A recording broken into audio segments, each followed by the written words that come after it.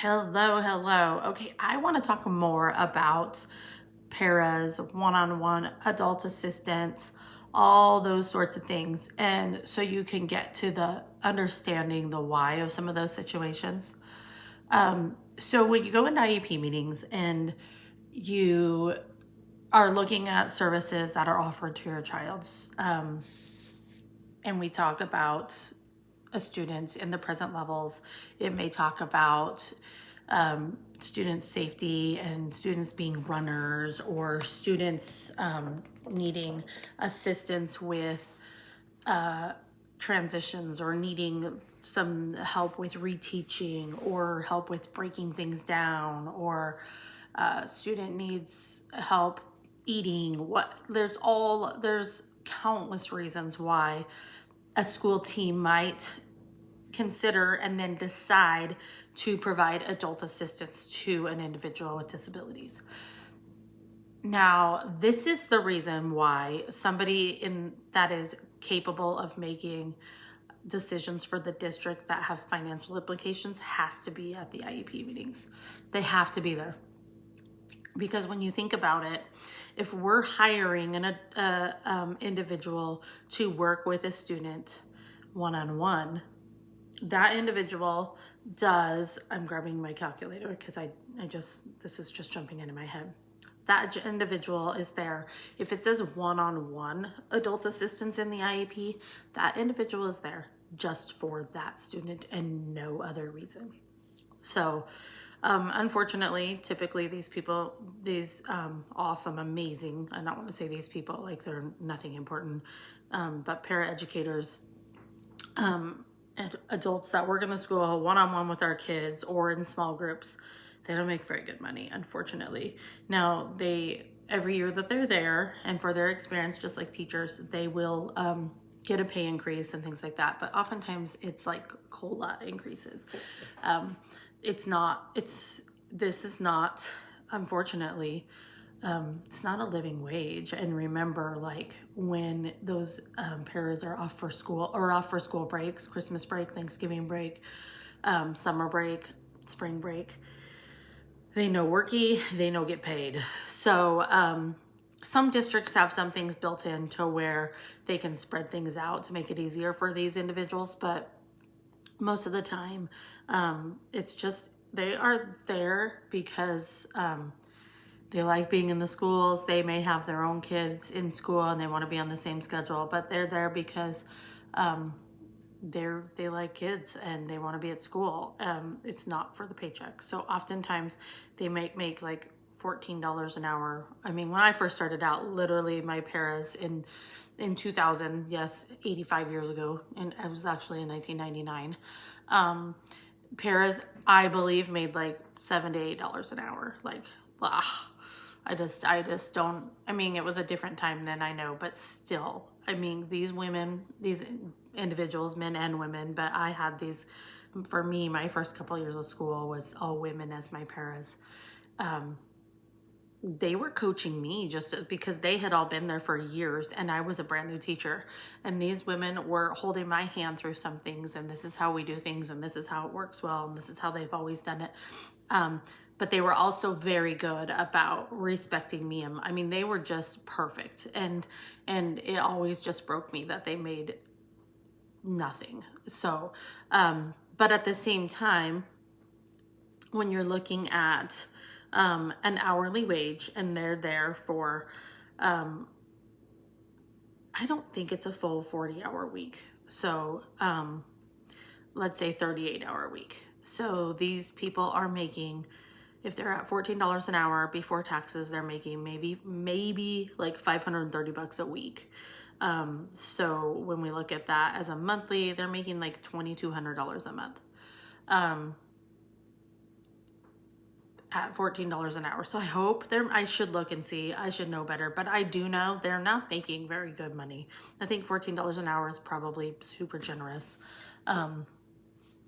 In fact, pause, I'm gonna look it up really quick. Okay, so yes, I did a little bit of checking, and yeah, I learned that I'm not really that far off, between 14 to some, they're making as much as like $16 or $18 an hour, but excuse me, national average.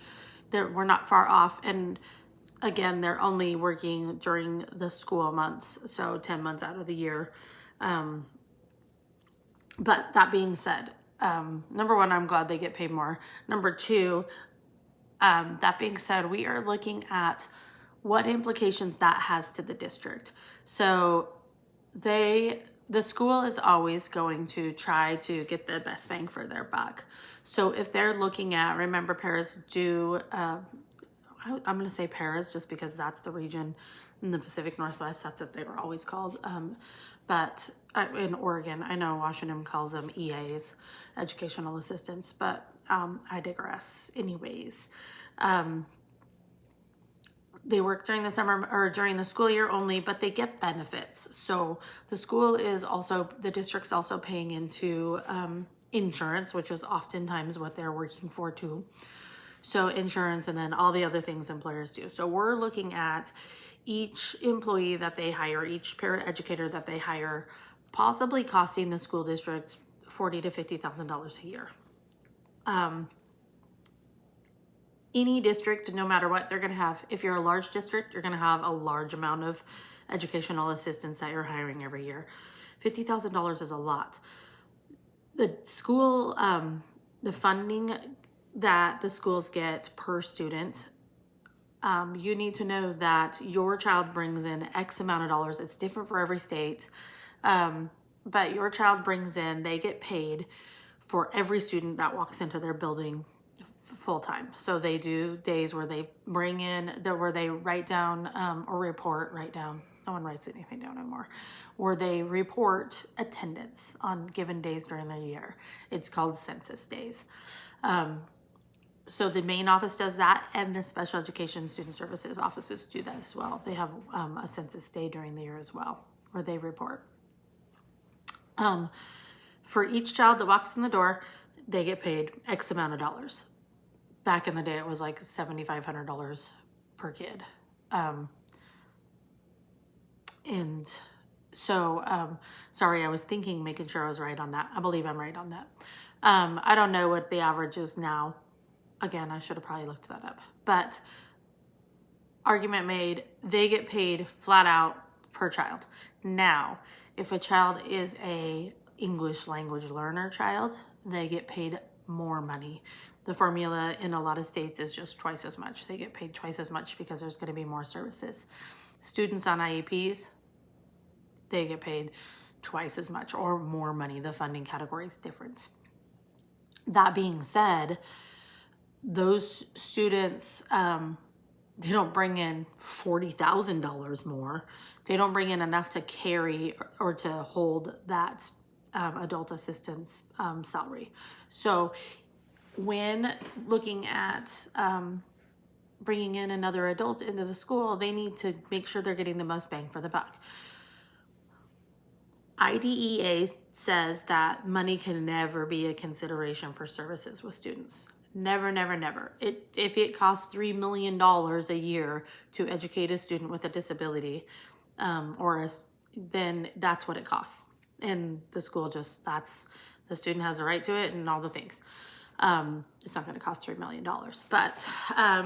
But IDEA says that money's never a consideration. That being said, school administrators that are making financial decisions for the district are always trying to make sure that they're not spending money frivolously because, right, I mean, they want to pay teachers more, they want to be paid more, they want to provide better services, all the things. So when looking at verbiage, this is where we come to, does this child actually need a one-on-one? Is there, toiletry issues, feeding issues, supervision, safety? Are they in a wheelchair? Or some other ambulatory services that they need? That typically, there's no way around it. They're going to need a one-on-one. That goes into the IEP.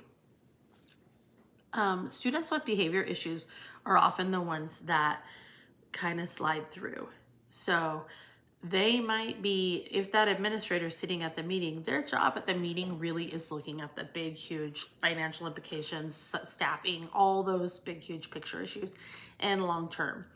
So if an administrator sees that this student might just need really intense services for a while until things are better, they might suggest something like, let's put adult assistance into that IEP, because they don't want to commit for the full year. And let's be honest, it's really hard to pull back support once it's into an IEP. So they don't want to commit to one-on-one and that $50,000, that's what they're saying, $50,000 out of the budget. They don't want to commit to that long term. So if they can say, oh, let's call it adult assistance, and then I can use that adult to do some recess duty and to help with in the lunchroom, and maybe do some other, things with some students on some pull-out classes. They're looking for being able to utilize any adult in their school for more help. If you talk to any administrator, any school principal about what they need more bodies. They need more willing people that will just dig in and do. So that's why it's really important when you go into that IEP meeting that you understand the purpose. So in that present levels, and when you're talking about how your child is doing currently, and you're talking about the goals and where you want them to be, and then you talk about the support to get them there, it's really important that you understand where they're currently at and where we want them to go and how you're going to get them there, because the words of what adult is there, how intense that adult is, those matter. And it's okay for you to say something like, if they want to use the word adult assistance, let them use the word adult assistance.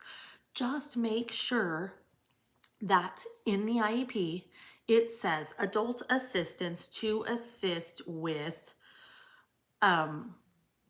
transitions, with safety during transitions, to assist with peer interactions. That one's huge, huge, huge, huge. Behavior kids that are showing current behavior of not getting social rules, or maybe not being safe with peers, or saying inappropriate things with peers.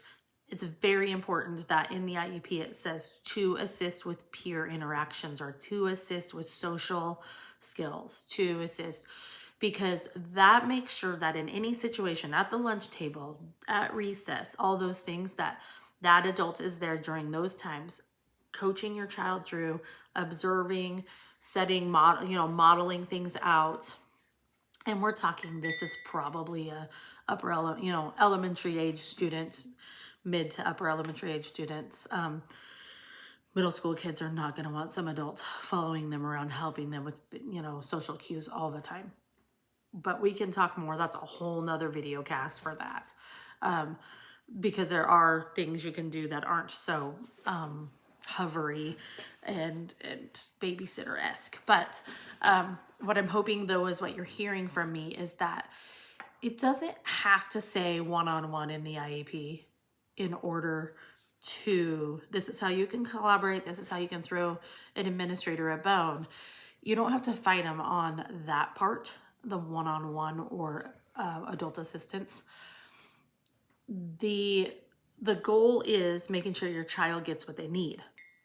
So if they want adult assistance so that it makes them feel better, that if in 3 months your child's doing amazing, that they can pull off that para, as long as everybody agrees, the team has to agree on it, but that they can say, okay, can the para go into the library for a half hour to give the librarian their lunch, whatever it is. You're not going to call them out on that, or you're not going to say it's okay with me if later. But if you need to throw them a bone and say, I'm okay with it saying adult assistance as long as it specifies the areas that we want to make sure that adult is present to help my child in. Transitions, lunchtime, social hour, or social times, learning new materials, relearning something, all those things. It can all just be specified in the IEP, and then that adult assist, it's almost more effective. One-on-one, yes, means only your child, that's it, that's all. But you'll have school officials or professionals arguing with you that creates something like a dependency upon an adult that they always need, and so they want to get away from that. There's truth in that. There is absolutely truth in that. That doesn't mean a one-on-one is never appropriate. It's appropriate a lot of the times.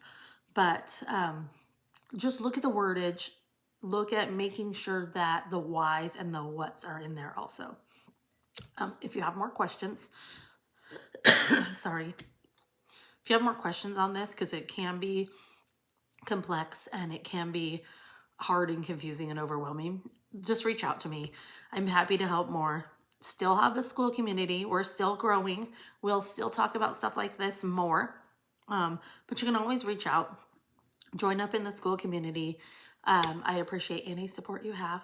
If you have a friend that's going through this, or a family member or something that's going through special ed struggles, school struggles, it's okay. Like, it's hard. School stuff is hard. Schools are trying. It's not that they're not trying. It's just there's only so many resources. So we need to just be collaborative and solution oriented and forgiving but firm, because our kids deserve more. Okay, I hope you are well. We'll see you soon. Bye.